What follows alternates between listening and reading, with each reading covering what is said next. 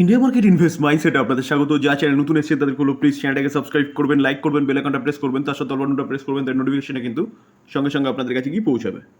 Nifty fifty, দেখুন নিফটিকে দেখলে দেখা যাবে নিফটি কিন্তু একের পর এক হাই মেরে যাচ্ছে। 23,465 চলছে, মানে চলছে মিনস লাস্ট ট্রেডিং সেশনে কিন্তু ক্লোজ দিয়েছে। তো আমরা দেখতে পারবো, দেখুন 52 খায় 23,490.40, সেটাই কিন্তু 23,490.40 হচ্ছে লাস্ট ফ্রাইডেতে মেরেছে। তো আজকে মার্কেট ক্লোজ। তো এই নিফটিকে নিয়ে একটা ব্যাপক বড় নিউজ পাওয়া যাচ্ছে। চলুন সেই নিউজটা কি সেটা একটু দেখি। দেখুন, প্রভুদাস লীলাধর, একটা broking house, Indian broking house, তারা কিন্তু দেখছে কি, তারা নিফটিকে 27,100 পর্যন্ত কিন্তু টার্গেট দেখছে বা টার্গেট দিচ্ছে বলতে পারেন। এটা কিন্তু যে কোনো ব্রোকিং হাউস টার্গেট দেয় কি কত বছরের জন্য? 1 বছরের জন্য। তো 1 বছরের মধ্যে, অর্থাৎ বলতে পারেন যে 2025-এর জুনের মধ্যে নিফটি কিন্তু 7,100 পর্যন্ত টেস্ট করতে পারে। তো সেটা যদি সম্ভব হয় স্যার, তাহলে কিন্তু ব্যাপক একটা র্যালি আসতে চলেছে নিফটির মধ্যে। নিফটি এখন আমরা দেখলাম কত, 23,400 সামথিং চলছে। তো স্যার 27,000 মানে অনেকটা দূর। তো ব্যাপক একটা র্যালি কিন্তু হতে পারে। তার পাশাপাশি এই প্রভুদাস লীলাধর যেসব সেক্টরগুলোকে নিয়ে বুলিশ বা পজিটিভ, সেগুলো দেখলে দেখা যাবে, দেখুন auto sector, banking sector, AMC sector বা capital goods sector, defence sector, hospitality sector, pharma sector, cement sector, aviation sector, এইসব সেক্টর নিয়ে কিন্তু এই প্রভুদাস লীলাধর এই ব্রোকিং হাউসটা কিন্তু পুলিশ, অর্থাৎ এই সেক্টরের কোম্পানিগুলো কিন্তু আপনি রাডারে রাখতে পারেন, যেখানে ভালো একটা র্যালি কিন্তু দেখা যেতে পারে। কার পয়েন্ট অফ ভিউতে? এই ব্রোকিং হাউসটার পয়েন্ট অফ ভিউ কিন্তু তাই বলছে। দেখুন স্যার, এই যে 27,000 টার্গেট যে দিচ্ছে না, এটা কিন্তু কামিং 1 ইয়ার্সের মধ্যে দিচ্ছে। দেখুন স্যার, এফআইএস ডিআইএস এর ডেটা দেখলে দেখা যাবে, দেখুন এফআইএস ফরেন ইনস্টিটিউশন ইনভেস্টর দেখলে দেখা যাবে যে কি, দেখুন 14ই জুন বাই করেছে 2,175 করোড়, 12ই জুন বাই করেছে 426 করোড়। তার পাশাপাশি 11ই জুন দেখলে দেখা যাবে কিছুটা সেল করেছে, এবং 10ই জুন বাই করেছে, 7ই জুন বাই করেছে। তাহলে বলা যেতে পারে যে এফআইএসের বাপসি কিন্তু হচ্ছে। যেখানে এখনও যদি দেখি, তাহলে দেখলে দেখা যাবে নেট সেলই তারা করে যাচ্ছে 11,000, তার মধ্যে কিন্তু এখন কিন্তু বাইয়ের দিকটাও দেখা যাচ্ছে, অর্থাৎ বলতে পারেন নেট বাই করছে কে? Foreign institution investor. ঠিক আছে, তো এই বাই যদি কন্টিনিউ আসতে থাকে, কারণ তারা মোদী সরকারকে চাইছিল, এবং যতক্ষণ না ক্লিয়ার রেজাল্ট আসছিল ইলেকশনে, ততক্ষণ পর্যন্ত তারা কিন্তু বিকওয়ালি করে গেছে। আমরা প্রিভিয়াস ডেটাগুলো কিন্তু দেখলে তাই দেখব। দেখুন এখানে দেখলে দেখা যাবে যে মে মাসে ব্যাপক একটা বিকওয়ালি করেছে, এপ্রিল মাসে ব্যাপক একটা বিকওয়ালি করেছে, মার্চ মাসে কিছুটা বাই করেছিল, তারপরে ফেব্রুয়ারিতে বিকওয়ালি করেছিল, এবং জানুয়ারিতেও কিন্তু ব্যাপক একটা বিকওয়ালি করেছিল।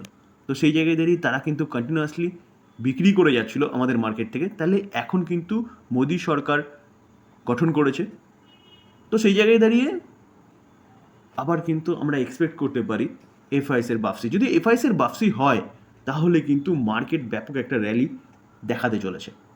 তার পাশাপাশি ডোমেস্টিক ইনস্টিটিউশন ইনভেস্টর তো অল টাইম মার্কেটের সাথেই রয়েছে, তারা কিন্তু কন্টিনিউয়াসলি বাই করে যাচ্ছে। দেখুন এই মাসে এখনও পর্যন্ত নেট বাই কত? 11,872 করোড় বাই করেছে কিন্তু। দেখুন যেখানে 14ই জুনও 655 করোড়, 13ই জুন কিছুটা বিকওয়ালি দেখা গেছে, 12ই জুন বাই করেছে, 11ই জুন সেখানেও কিন্তু তারা বাই করেছে। তো এইভাবে দেখলে দেখা যাবে 10ই জুন বাই করেছে। তো আমাদের ডিআইএস কিন্তু কন্টিনিউয়াসলি বাই করে যাচ্ছে। তো এফআইএসের কাছে যদি বাইটা আসতে থাকে, মার্কেটে ইনফ্লো যদি ঢুকতে থাকে, তাহলে কিন্তু নিফটি রকেট হয়ে ছুটবে। তো সেই জায়গায় দাঁড়িয়ে বলতে পারেন যে প্রভুদাস লীলাধর যে টার্গেটটা দিচ্ছে, সেটা কিন্তু অ্যাচিভ হতে পারে। টিসিএস, টিসিএস হচ্ছে টাটা গ্রুপের কোম্পানি, একটা দিগ্গজ কোম্পানি, আইটি সেক্টরের সেকেন্ড লার্জেস্ট কোম্পানি ওয়ার্ল্ডের মধ্যে, আইটি সার্ভিস প্রোভাইড করা কোম্পানিগুলোর মধ্যে, এবং ইন্ডিয়ার মধ্যে কিন্তু নাম্বার 1 কোম্পানি। যে কোম্পানির মার্কেট ক্যাপ দেখলে বুঝতে পারবেন কোম্পানিটা কত বড় কোম্পানি। প্রায় 14 লাখ করোড় হচ্ছে কোম্পানিটার মার্কেট ক্যাপ। তো দিগ্গজ কোম্পানি, যে কোম্পানিটা কিন্তু সেফলি ইনভেস্টমেন্ট, এবং মোটামুটি বলতে পারেন 12 থেকে 15% এভারেজ একটা রিটার্ন কোম্পানিটা দেয়। তার পাশাপাশি কোম্পানিটা একটা ডিভিডেন্ডও ভালো দেয়, 1.43%। তো এত বড় কোম্পানি সেফলি ইনভেস্টমেন্ট, এই কোম্পানিটাকে নিয়ে কিন্তু একটা খারাপ নিউজ পাওয়া যাচ্ছে। তো চলুন নিউজটা কী পাওয়া যাচ্ছে সেটা আগে দেখে নিই। প্রথমত বলে রাখি যে এটা কিন্তু অফিসিয়ালি নিউজ, যেটা বিএসসিকে ফাইলিং করেছে কোম্পানি অর্থাৎ টিসিএস, যে কোম্পানির ওপর একটা 1600 করোড়ের একটা কিন্তু পেনাল্টি লেগেছে। 1-2 করোড় না, 1600 করোড়। যদিও কোম্পানি হচ্ছে 13 লাখ করোড়, 1600 করোড় কিছু না, তাও কিন্তু 1600 করোড় অনেকটাই। তো 1600 করোড় ফাইনটা কোথা থেকে এসছে, ফাইনের ব্যাপারটা বা পেনাল্টির ব্যাপারটা, সেটা কিন্তু ইউএস কোর্ট করেছে এই টিসিএসকে, যেখানে কি কমপ্লেন করেছে ইউএস বেস একটা কোম্পানি। তো ইউএসের এক ডিস্ট্রিক্ট কোর্ট 1600 করোড় ফাইন করেছে টিসিএসকে, ইউএস বেস একটা কোম্পানি কোর্টের দ্বারস্থ হয়েছিল টিসিএসের এগেনস্টে। এটা কিন্তু আজকেরই নিউজ, আজকে মর্নিংয়ে কিন্তু এই নিউজটা পাওয়া যাচ্ছে। দেখুন এই আর্টিকেল দেখলে দেখাবে ইউএস ডিস্ট্রিক্ট কোর্ট, একটা ডিস্ট্রিক্ট কোর্ট কিন্তু করেছে। দেখুন $194.2 মিলিয়ন, অ্যাপ্রক্সিমেট 1600 করোড় বলতে পারেন, যেটা পেনাল্টি লাগিয়েছে কিসের জন্য, বলছে miss appropriation of trade secret, এর জন্য কিন্তু এই পেনাল্টিটা লাগানো হয়েছে কোম্পানির উপরে। দেখুন স্যার, টিসিএস কিন্তু এই খবরটা সেবিকেও জানিয়েছে এবং বিএসসিকেও জানিয়েছে, তাহলে বলতে পারেন কিন্তু একটা অফিসিয়ালি নিউজ।